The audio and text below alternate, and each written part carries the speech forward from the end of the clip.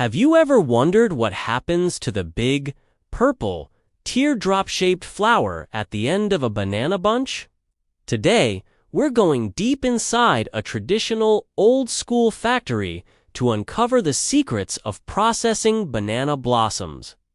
This isn't a modern, shiny facility. This is where grit, tradition, and hard work come together to transform this humble flower into a culinary delight. Right away, you're hit by the sheer scale of the operation. Mountains of fresh banana blossoms, just harvested, are piled high, waiting to be processed. The air is thick with the earthy, slightly sweet scent of the blossoms. The first step is a brutal one. Workers use sharp machetes to chop off the tough outer layers, the deep purple bracts. It's a rhythmic, almost hypnotic process. Chop, chop. With each slice, they get closer to the tender, edible heart inside. It takes incredible skill and precision to do this quickly without damaging the delicate core. Once the rough outer layers are gone, the real work begins. The core of the blossom is revealed, a pale, tightly packed collection of smaller florets. These are the parts that will eventually end up on a dinner plate. Workers, mostly women with incredibly nimble fingers, sit in long rows, meticulously separating the tiny florets from the remaining bracts. Each floret has a small, hard pistil and a papery calyx that needs to be removed by hand. Imagine doing this for thousands of florets, hour after hour. It's a testament to their patience and dedication. Look closely at their hands. They move with a speed and efficiency that can only come from years of experience.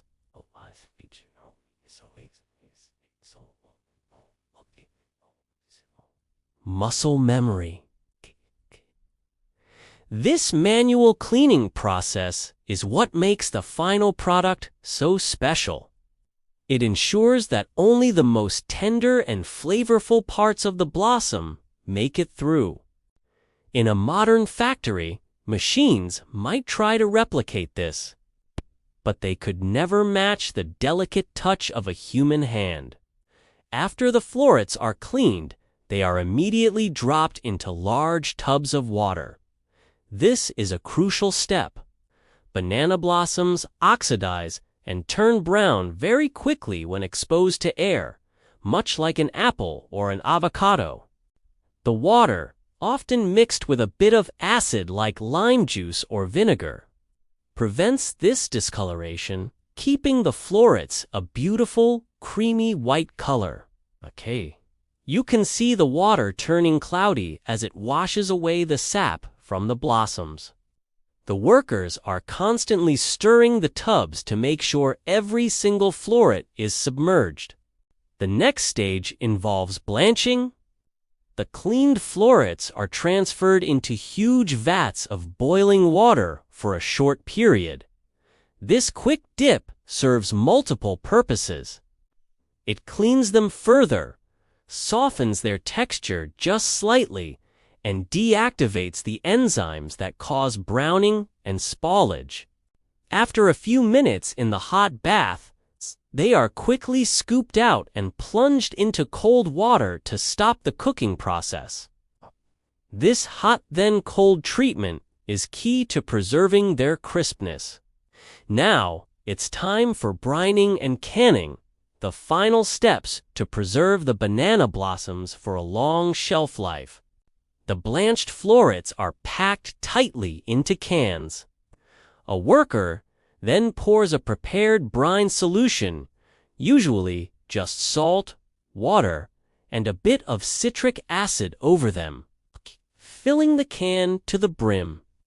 This brine not only preserves the blossoms, but also seasons them, giving them a subtle, savory flavor. You can see the care they take to ensure each can is filled properly, leaving no air pockets. Once filled, the cans are sealed. A heavy-duty, old-school canning machine crimps the lids on tight, creating an airtight seal. It's a loud mechanical process that stands in stark contrast to the quiet, manual labor of cleaning the florets. These sealed cans are then moved to a massive industrial pressure cooker called a retort. They will be cooked under high heat and pressure to sterilize the contents completely, ensuring they are safe to eat and can be stored for months, or even years, without refrigeration. After the sterilization process, the cans are cooled, labeled, and packed into boxes, ready to be shipped out to markets and restaurants around the world. From a pile of purple flowers to a can of ready-to-use ingredients, the transformation is complete. It's an incredibly labor-intensive journey. Every can you see on a supermarket shelf represents the hard work of dozens of people, from the farmer who grew the bananas to the workers in this factory. So what are these used for? In many parts of Asia, banana blossoms are a cherished ingredient. They have a mild, slightly artichoke-like flavor and a wonderfully flaky, tender texture that makes them an amazing substitute for fish or meat in vegan and vegetarian dishes.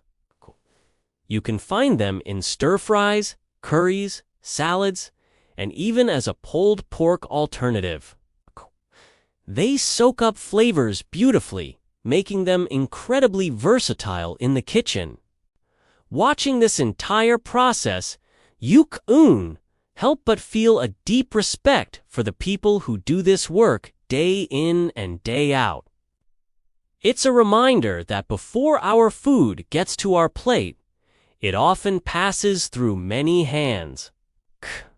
This factory might look rough and old-fashioned, but it's a place of incredible efficiency and skill, preserving not just a food item, but a culinary tradition.